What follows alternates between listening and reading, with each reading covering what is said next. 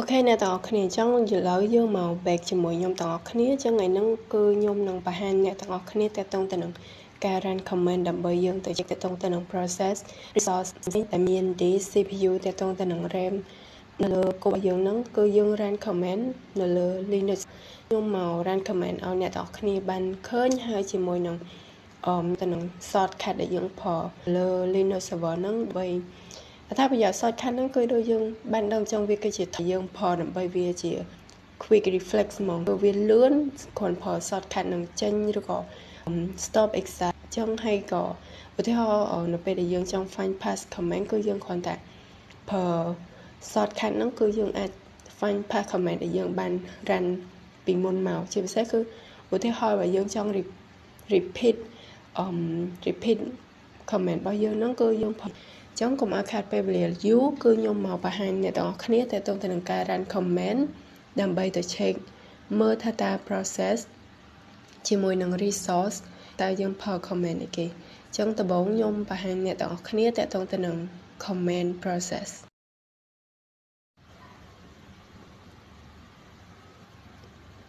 អូខេចឹងឥឡូវយើងមកចាប់ផ្ដើម run comment process គឺយើងវាយមកគឺ ps គឺដំបូងគឺ ps ហ្នឹងគឺមានន័យថាគឺបង្ហាញតទៅនឹង current active ដែលយើង like snapshot ដែលជា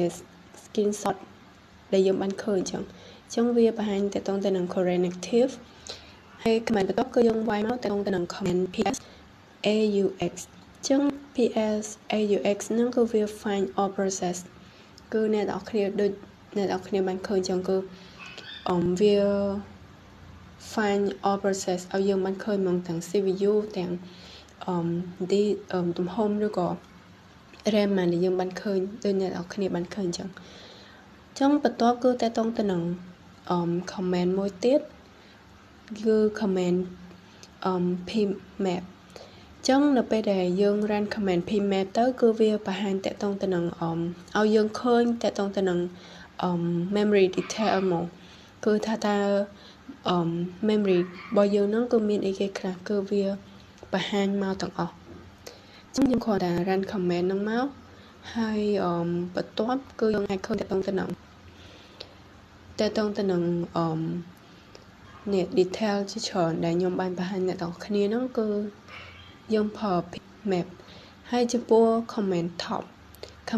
គឺវាបង្ហាញតទៅនឹងall running process មកគឺវា display running process មានប៉ុន្មានគឺវា display មកទាំងអស់តែហ្មងពេលអ្នកនរគ្នាបានឃើញអញ្ចឹងគឺនេះគឺវាបង្ហាញមកដែរថាតើrunning process របស់ខ្ញុំហ្នឹងគឺមានអីខ្លះចំពោះ kill PID គឺវាតទៅនិយាយថាវា kill process ជាមួយនឹង mention PID process បន្ទាប់គឺតទៅទៅនឹង kill all process គឺវា like PLC ហ្នឹងគឺ like process ចឹងkill proc ហ្នឹងគឺវា like kill every process ជាមួយនឹងឈ្មោះហ្នឹងចឹងយើងគ្រាន់ run comment ហ្នឹងមកគឺវា load មក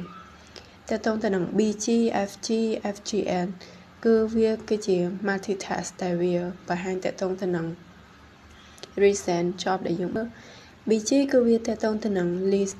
ដែលយើងបង្ហាញតទៅនឹង stop or វាបង្ហាញតទៅនឹង background job ចំពោះ FG គឺ FGN គឺវា bring job n ហ្នឹងទៅ foreground ចឹងទាំងអស់ហ្នឹងគឺវាបង្ហាញតទៅនឹង process ដែលខ្ញុំបានបង្ហាញអ្នកទាំងអស់គ្នា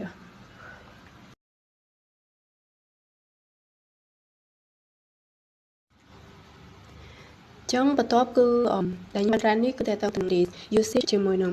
CPU ហើយនឹង RAM ដែលខ្ញុំ run comment ដំបូងគឺ DF8 ដែលវាទៅ check តទៅនឹង capacity of CPU ហ្នឹងគឺវាចំពោះ DF8 គឺវា free space ហើយនឹងតទៅនឹង file system ចំពោះ DFI គឺវាតទៅនឹងfree inode គឺនៅពេលដែលយើងrun comment DFI ហ្នឹងទៅគឺវានឹង load free inode ហ្នឹងឲ្យយើងឃើញនៅលើ file system ហ្នឹងហើយ chẳng bật tọa máu cứ nhôm ran cái cứ tại tông nằng FDL tại tông tên nằng comment FDL nó cứ về chỉ tông tên nằng design hay nằng thèm cho bua do AX cứ về tại tông tên nằng dis usage hay tại tông tên nằng tụm home đi bao nhiêu nằng đôi này đó khi này ban khơi chẳng cứ về lột màu tụm home đi nhôm miên mán cứ về lột màu tròn comment mới tiết cứ do SX SX cứ về tại tông tên nằng total disk usage on current system bao nhiêu nè đôi này đọc khi bạn khơi chẳng hay bật top nhôm nằng ran comment mỗi tiết cứ cat là mỗi tiết cứ CPU info tại tông từ cat from CPU info nó cứ về show tại tông từ nằng CPU info bao nhóm ta CPU bao nhóm cứ miên man trong bật top nhôm ran comment mỗi tiết cứ cat prox là mỗi tiết cứ mem info cứ bà con trên này đọc khi bạn đăng ấy cứ viết tại tông thành memory info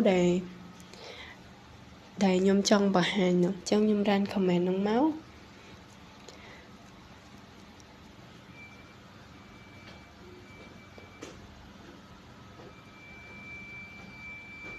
chứ nó bây giờ nhôm ran cứ nó viên hình luôn tại tông thành memory info ở dùng ăn khơi này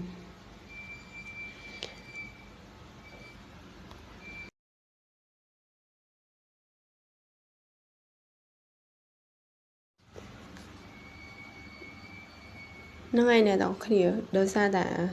nhôm vay từ bộ nó cứ ọt bàn đọc clear cái lạnh cat hay proc của họ về trong về ọt load detail là nhôm trắng nhôm vay mà đón tiết cứ dương đọc clear tị máu cứ dương nâng khơi detail lại trắng ran comment nó khó clear tại tông từ nâng đọc clear tị tuốt cả về load khó hay dương này trắng đôi này đọc clear ban khơi trắng cơ đi nó bây giờ nhôm vay cứ viên nâng load tại tông từ nâng CPU info tại tông từ nâng memory info ở dương ban khơi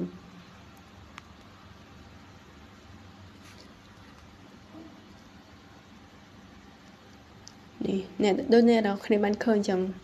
mấy cứ nhom ở đó clear chẳng nóไปđể nhom vayให้cứ viên nâng load detail nó chọn nóไปđể nhom ban đọc clear cái lạnh proc năng tính á ok chẳngแต่ต้องแต่หนังการเช็ค CPU info ជាមួយនឹង memory info គឺយើង check chẳngបានតែต้องតែនឹងមួយទៀត free គឺវាតែต้องតែនឹង memory ហើយនឹង space usage តែต้องតែនឹង date គឺយើងអាចឃើញថា date ហ្នឹងគឺ current date ហើយនឹង time ហ្នឹងគឺម៉ោងម៉ានអីចឹងទៅហើយបន្ទាប់គឺយើងអាច check ជាមួយនឹង uptime ហ្នឹងគឺវាថាយើងអ្នកប្រើប្រាស់ម៉ានជាមួយនឹង time ដែលយើងកំពុងតែប្រើប្រាស់ហ្នឹងបន្ទាប់មកគឺតើតងទៅនឹង W វាស្មើនឹង display who is online ចឹង display who is online គឺអ្នកនរគ្នាអាច search បានថាណាគេកំពុងប្រើប្រាស់ហើយក៏ដូចជាឈ្មោះខ្ញុំចឹងមួយទៀតក្រុមទៀតគឺ who am I គឺ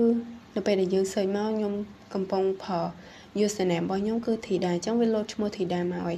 បន្ទាប់គឺតើតងទៅនឹង finger user ដោយសារខ្ញុំអត់ប្រើ finger user ទេក៏វា load comment not found ចឹងទៅចឹងបន្ទាប់មក search តើតងទៅនឹងuname A នៅពេលដែលខ្ញុំ search uname A គឺវាមានន័យថា show channel info នៅពេលដែលខ្ញុំ search គឺវា load មកច្រើនតើតងទៅនឹងនេះដូចជាឃើញ Linux local host local domain ម៉ានអីចឹងទៅចឹងបន្ទាប់មកគឺយើងនឹងចូលទៅដល់ shortcut បន្ទាប់ខ្ញុំនឹងបង្ហាញអ្នកនរគ្នាតើតងទៅនឹង shortcut ចឹងអានេះគឺខ្ញុំ run comment មិញដែលខ្ញុំបានបញ្យល់អ្នកនរគ្នាហ្នឹងមាន free date cal ហ្នឹងគឺ calendar អ្នកនរគ្នា uptime មាន W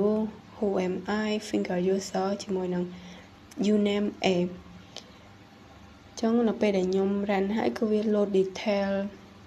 មកច្រើនតែខ្ញុំនៅពេលដែលខ្ញុំ run នោះចឹងដូចអ្នកនរគ្នាខ្ញុំប្រាប់អ្នកនរគ្នាមុនចឹងនេះដែលខ្ញុំបានបង្ហាញថាតើយើងប្រើ shortcut អីគេខ្លះចឹងនៅពេលដែល